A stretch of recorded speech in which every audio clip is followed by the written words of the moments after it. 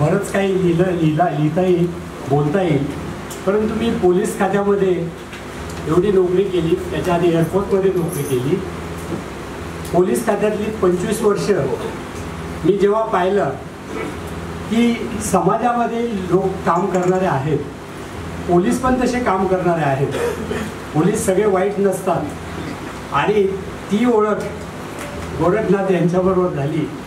आणि मी एक गेले 27 वर्ष अनाथ मुलं आहेत, ज्यांना आईवडील नाहीत किंवा ज्यांना कोणी सहारा देत नाहीत, अशा मुली, अशा जवळजवळ 500 ते 550 मुलांना ग्रॅज्युएट करून त्याला त्यांच्या काळात त्यांना नोकऱ्या दिल्या. आणि त्याला सहकार्य आमचे दत्त महाराज म्हणजे गोरखनाथ. त्यांनी मला कधी वह्या दिल्या, कधी त्यांनी मला काय जी मदत मागितली मी ती पाठवली. सरकारकडे काय मागायला गेलं तर सरकार म्हणतो आधी तुम्हाला आम्ही देणार, तर ते देणाऱ्याचं आधी तो आपल्याकडे मागणी करतो आम्हाला हे पहिलं द्याल का. त्यामुळे सरकारकडे मी कधीच गेलो नाही. पण असे मोठे सरकार आमच्याकडे आहेत की असे पुण्यवान माणसं आहेत की समाजाची काय गरज आहे हे त्यांना कळतं, आणि ते कळणारे व्यक्तिमत्व म्हणजे इकडे जात.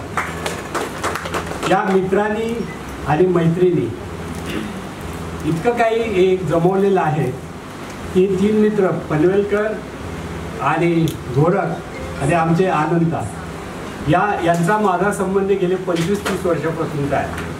आणि या 25-30 वर्षामध्ये अशी कित्येक कामं आम्ही केलेली आहेत की ती गणती करता येणार नाही. परंतु मी ते न सांगता आता त्यांना या मैत्रीच्या एक कविता वाचून दाखवणार होतो, पण आता वेळ नाही.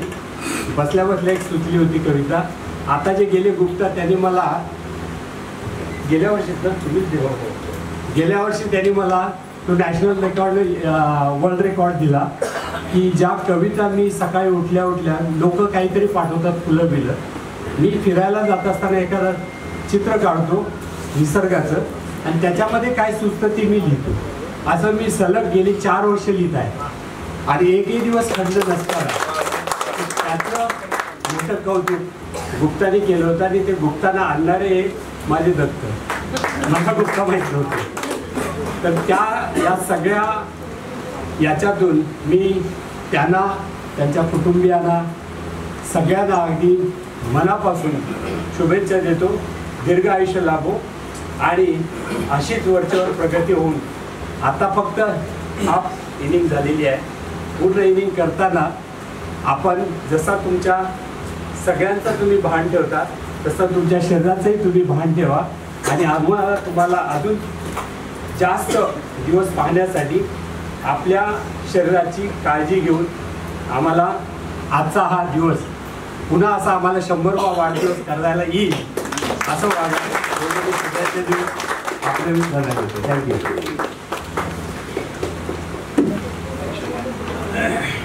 धन्यवाद सरजी.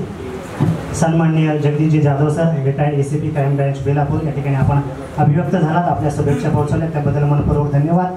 आणि सरांनी सांगितलं की आपण या मुलांसाठी काम करत असता सर संत तुकोबरायांनी सुंदर पद्धतीने म्हटलेलं आहे की जे की रंजले गांजले ते असे म्हणे जो आपुले. ठीक आहे, ही जी भावना आहे की दुसऱ्यांसाठी काम करत राहण्याची, कार्यरत राहण्याची, हीच भावना आपल्यापर्यंत या उद्देशानं पोहोचो प्रत्येकापर्यंत. त्यानंतर पुढचं मनोगत व्यक्त करण्यासाठी एका महिलेला या ठिकाणी निमंत्रित करणार आहे. कारण की ते म्हणाल की पुरुष या ठिकाणी प्रधान देश आहे की काय, सगळ्या पुरुषच बोलत चालले. महिलांचं सुद्धा योगदान आहे. कारण की जुन्या काळाची प्रथा होती महिला जायची सती, जुन्या काळाची प्रथा होती महिला जायची सती, पण जिजाऊ सावित्रीच्या पुण्याईने महिला झाली राष्ट्रपती, महिला झाली राष्ट्रपती, राष्ट्रपती द्रौपदी मुर्मू या ठिकाणी विराजमान झालेले आहे. त्यामुळे महिलांचं सुद्धा या ठिकाणी मनोगत सदिच्छा शुभेच्छा महत्त्वाच्या आहेत. त्यामुळे सन्माननीय स्मिता पनवेलकर मॅडम यांना विनंती करतो की आपण या ठिकाणी आपल्या शुभेच्छा प्रदान कराव्यात. सन्माननीय स्मिता पनवेलकर मॅडम.